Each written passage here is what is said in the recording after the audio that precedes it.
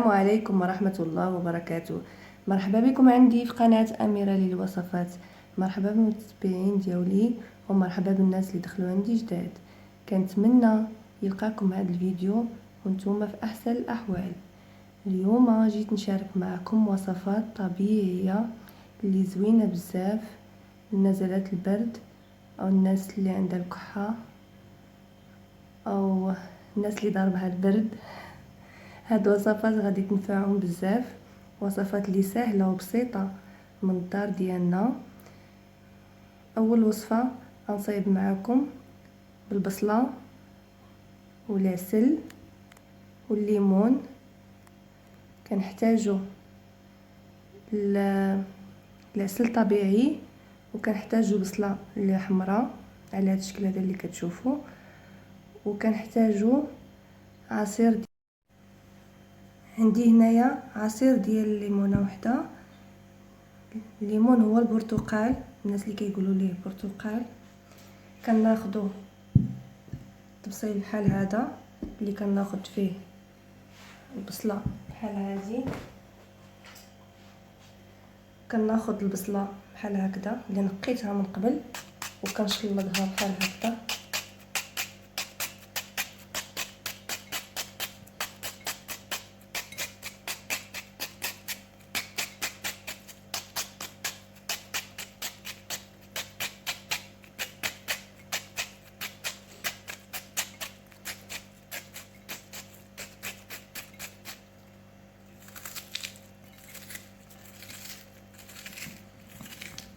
كنقطعها بحال هكا، ضروري ما تقطعها بحال هكذا، ما بغيتش نديرها في الماكينه. كنبقى بحال هكا نشلط فيها بحال هكذا على هذا الشكل هذا. كنكملها كامله.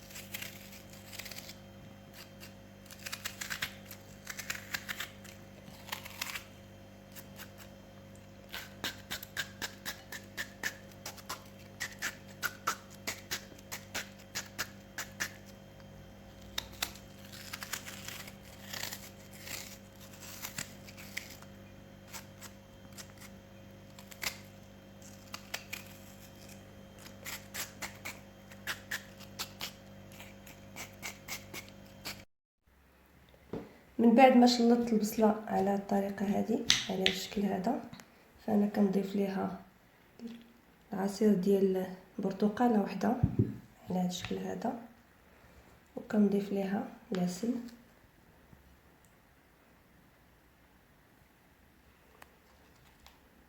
المعلقه الاولى والمعلقه الثانيه والمعلقه الثالثه على هذا الشكل هذا.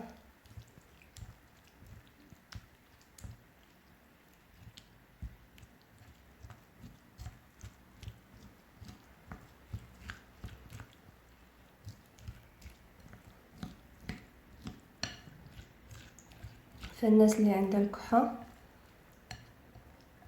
كتنفعها هاد الوصفه هذه، الناس اللي ضاربها البرد. من بعد كنخلط الوصفه ديالي على الطريقه هذه بحال هكذا هكذا. كناخذ بواطه بحال هذه، كنضيف هاد المكونات كلهم كنضيفهم في هاد البواطه هذه على هاد الشكل هذا، وكنسد عليها وكنخليها واحد المده ديال ساعتين. كنخليها واحد المده ديال ساعتين على الاقل، قد ما بقات فهي مزيانه كتطلق على هذا الشكل هذا. ومن بعد غنوريكم كيفاش كيصبح عندي. غنتسنى عليها ساعتين هاد الوصفه، عاد غنصفيها ونوريكم كيفاش كتولي سيرو طبيعي ديال الدار اللي كينفع الناس اللي عندها نزلات البرد، الناس اللي عندها كحه كتنفع هاد الوصفه. كنتمنىكم تجربوا هاد الوصفه، راه زوينه بزاف وفعاله، وصفه ديال الدار قديمه بزاف وجيت اليوم نشاركها معكم.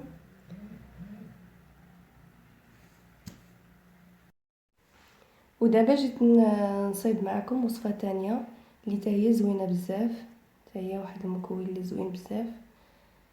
بالنسبه للوصفه الاولى راه خليتها كترقد، دابا غنوجد معكم الوصفه الثانيه اللي كنحتاج ليها اللفت وكنحتاج ليها سنيده. يمكن لكم تعوضوا السنيده بالعسل، ولكن الوصفه كدار فيها سنيده. كناخذ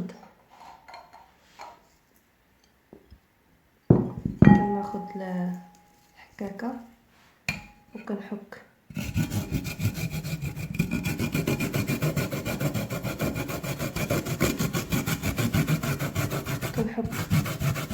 اللفت على هذا الشكل هذا.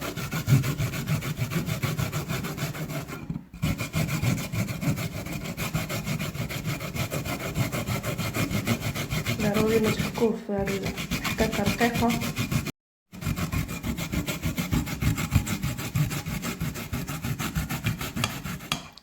كنبقى غاديه بحال هكا كنحكها كامله.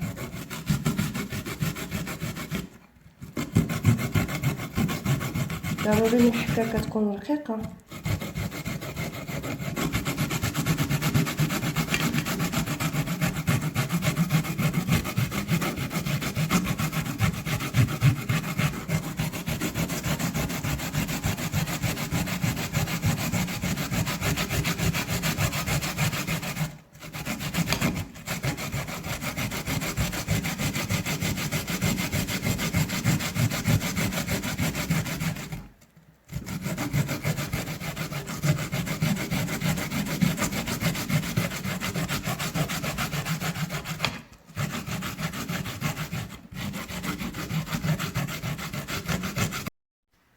من بعد ما طحنت اللفت على هذه الطريقه هذه، حكيته في الحكاكه على الطريقه هذه، انا كنضيف ليه سنيده او سكر حبيبات 2 معالق، وكنخلط الوصفه على هذا الشكل هذا كنمعكها مزيان.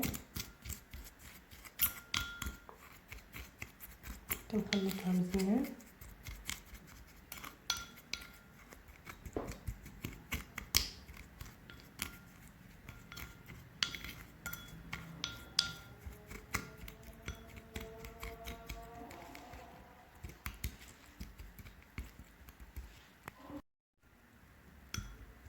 من بعد ما ضفت سنيده او سكر حبيبات على اللفت اللي محكوك على الطريقه هذه، كنخليه واحد المده ديال 2-3 سوايع.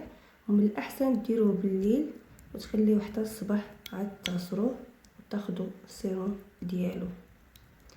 فهو زوين للصغار والكبار، كينفع حتى الوليدات الصغار الا كانت عندهم كحه فهو كينفعهم. ودابا غندوز معكم الوصفه اللي زوينه حتى هي، مشروب ديال اللويزه اللي غنصايبو معكم ان شاء الله. دابا نخلي هذا على جنب ونبدا معكم الوصفه ديال اللويزه. ودابا غنبدا معكم الوصفه ديال اللويزه اللي زوينه بزاف، اللي كنحتاجو ليها اللويزه هي عندي، هذه هي اللويزه على هذا الشكل هذا. وكنحتاجو الحامض او الليمون، الحامض عندي، وعندي العسل طبيعي، وعندي اللويزه، وعندي الحامض او الليمون.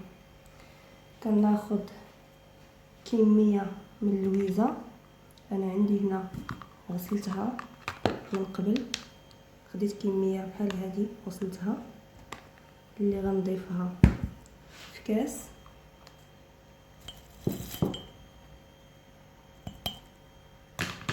على هذا الشكل هذا غنضيف الحامض على هذا الشكل هذا،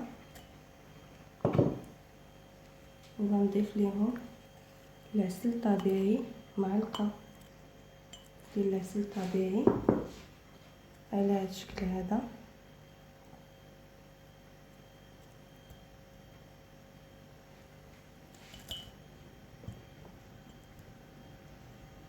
وغنضيف دابا الماء اللي طايب،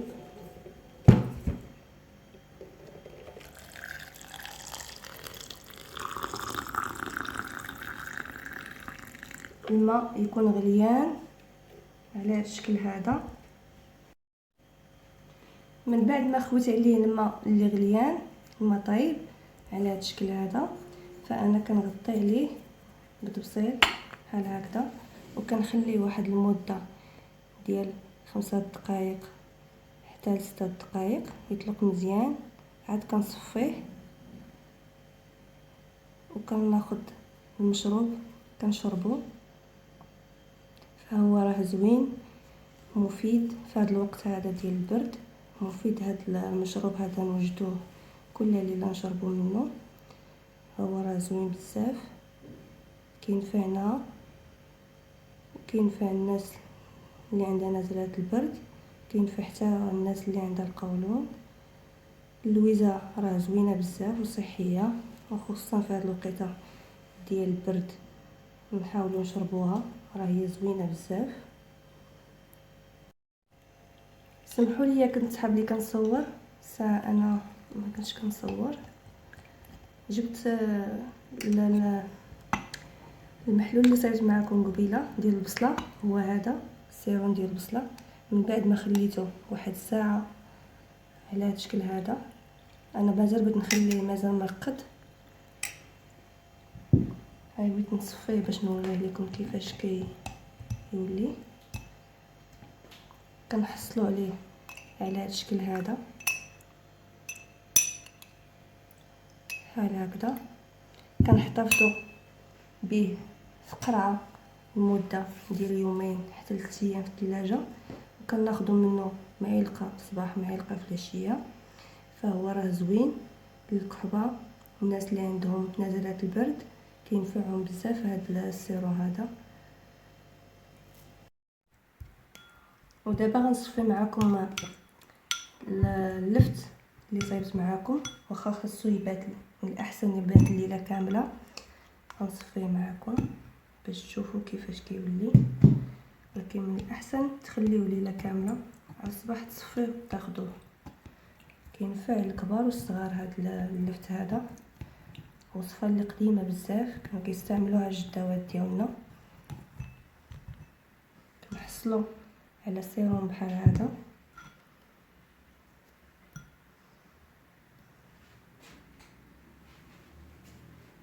كنحصلوا على سيروم بحال هذا على هذا الشكل هذا.